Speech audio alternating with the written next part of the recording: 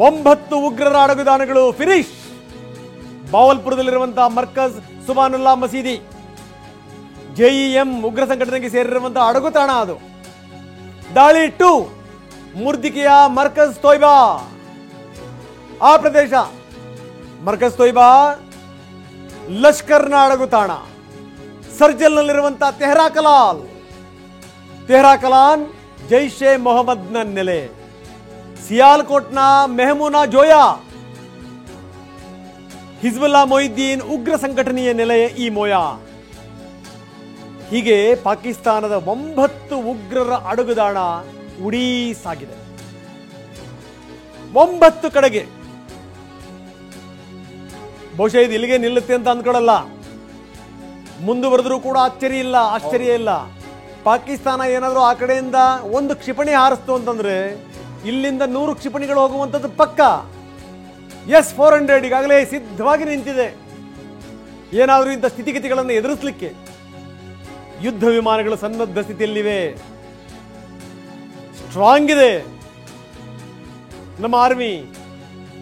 ಜಗತ್ತಿನಲ್ಲಿ 4ನೇ ಸ್ಥಾನ, ಯಾವ ಲೆಕ್ಕವೂ ಇಲ್ಲ ಇವರು ನಮಗೆ. ಜೆಇಎಂ ಕೋಟ್ಲಿಯ ಮಸ್ಕರ್ ರಹೀಲ್ ಸಾಹಿದ್ ನಿವಾಸ ದಾಳಿ 7 ತೋರಿಸ್ತಾ ಇದೀವಿ. ಹಿಜ್ಬುಲ್ಲಾ ಮೊಹಿದ್ದೀನ್ ಉಗ್ರ ಸಂಘಟನೆಯ ತಾಣ ಇದು. ಮುಜಫರಾಬಾದ್ನ ಶವೈನಲ್ಲಾ ಕ್ಯಾಂಪ್ ಲಷ್ಕರ್ ಇ ತೊಯ್ಬಾ ಉಗ್ರರಿಗೆ ಸೇರಿರುವಂತಹ ಕಟ್ಟಡ. ದಾಳಿ 9 ಮುಜಫರಾಬಾದ್ನ ಸೈದ್ನಾ ಬಿಲಾಲ್ ಕ್ಯಾಂಪ್ ಜೆಇಎಂ ಉಗ್ರ ಸಂಘಟನೆಗೆ ಸೇರಿರುವಂತಹ ಅಡಗುದಾಣ. ದಾಳಿ 5 ಬರ್ನಾಲಾದಲ್ಲಿರುವಂತಹ ಮರ್ಕಜ್ ಅಹ್ಲೆ ಹದೀತ್ ಲಷ್ಕರ್ ಇ ತೊಯ್ಬಾಗೆ ಸೇರಿದಂತಹ ಅಡಗುದಾಣ. ಕೋಟ್ಲಿಯಲ್ಲಿರುವಂತಹ ಮರ್ಕಜ್ ಅಬ್ಬಾಸ್ ನೆಲೆ ಜೆಇಎಂ ಉಗ್ರ ಸಂಘಟನೆಗೆ ಸೇರಿರುವಂತಹ ಅಡಗುತಾಣ ಇದು. ದಾಳಿ 7 ಕೋಟ್ಲಿಯ ಮಸ್ಕರ್ ರಹೀಲ್ ಸಾಹಿದ್ ನಿವಾಸ ಹಿಜ್ಬುಲ್ಲಾ ಮುಜಾಹಿದ್ದೀನ್ ಉಗ್ರ ಸಂಘಟನೆಯ ತಾಣ ಇದು. ದಾಳಿ 8 ಮುಜಫರಾಬಾದ್ನ ಶವೈನಲ್ಲಾ ಕ್ಯಾಂಪ್ ಲಷ್ಕರ್ ಇ ತೊಯ್ಬಾ ಉಗ್ರರಿಗೆ ಸೇರಿರುವಂತಹ ಕಟ್ಟಡ ಇದು.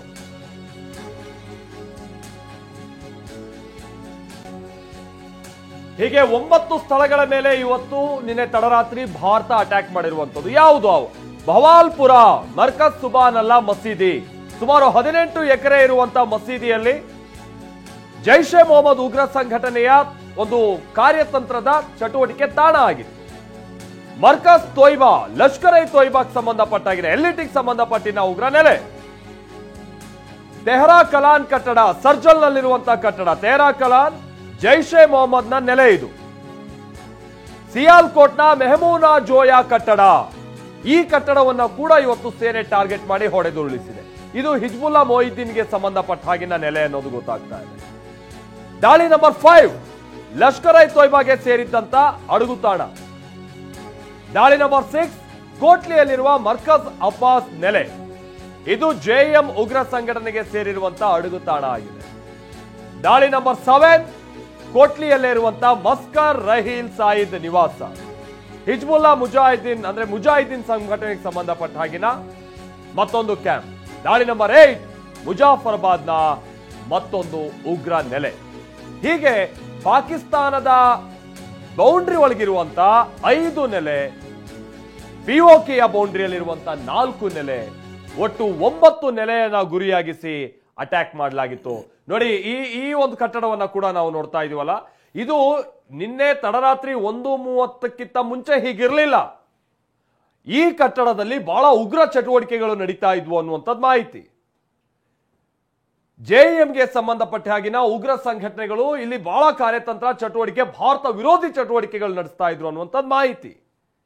ಸೊ ನೋಡಿ, ಅಲ್ಲಿ ಅಕ್ಕಪಕ್ಕ ಬಹಳಷ್ಟು ಮನೆಗಳಿದೆ, ಜನವಸತಿ ಪ್ರದೇಶ ಅದು, ಮತ್ತೆ ಒಂದು ಈ ಕಣಿವೆ ರೂಪದಲ್ಲಿರುವಂತಹ ಒಂದು ಪ್ರದೇಶ ಅದು. ಅಲ್ಲೆಲ್ಲ ಹೋಗಿ ಏರ್ ಸ್ಟ್ರೈಕ್ ಮಾಡುವಂಥದ್ದು ಬಹಳ ಕಷ್ಟಕರವಾದಂಥ ಕೆಲಸ. ಆದ್ರೆ ನಮ್ಮ ಸೇನೆ ನೋಡಿ, ಅಲ್ಲಿ ಅಕ್ಕಪಕ್ಕ ಬೇರೆ ಯಾವುದೇ ಕಟ್ಟಡಗಳಿಗೆ ಅಲ್ಲಿ ಹಾನಿಯಾದಂತಹ ರೀತಿಯಾಗಿ ಕಂಡು ಬರ್ತಾ ಇಲ್ಲ. ಕೇವಲ ಒಂದು ಪ್ರದೇಶವನ್ನ ಟಾರ್ಗೆಟ್ ಮಾಡಿ ಹೊಡೆದು ಉರುಳಿಸಿರುವಂತದನ್ನ ನೋಡ್ತಾ ಇದ್ವಿ. ಆ ಕಟ್ಟಡ ಬಹುತೇಕ ಅಲ್ಲಿ ದರಾಶಾಹಿ ಆದಂತಹ ರೀತಿಯಾಗಿ ಆ ಕಟ್ಟಡದ ಒಂದು ಭಾಗ ಕಂಡು ಬರ್ತಾ ಇದೆ. ಕಾರಣ ಸೇನೆ ಬಹಳ ಕ್ಲಿಯರ್ ಆಗಿ ಇಲ್ಲಿ ಟಾರ್ಗೆಟ್ ಮಾಡಿ ಈ ರೀತಿಯಾದಂತಹ ನೆಲೆಗಳನ್ನ ಧ್ವಂಸ ಮಾಡೋ ಕೆಲಸವನ್ನ ಮಾಡಿದೆ. ಹಾಗಾಗಿನೇ ಅಲ್ಲಿ ಅಕ್ಕಪಕ್ಕದ ಕಟ್ಟಡಗಳಿಗೆ ಅಂತ ಸಮಸ್ಯೆ ಉಂಟಾಗದೆ ಹೋದ್ರೂ ಕೂಡ ಟಾರ್ಗೆಟ್ ಮಾಡಿದಂತ ಕಟ್ಟಡ ಇಲ್ಲಿ ಉಡೀಸ್ ಆಗಿದೆ.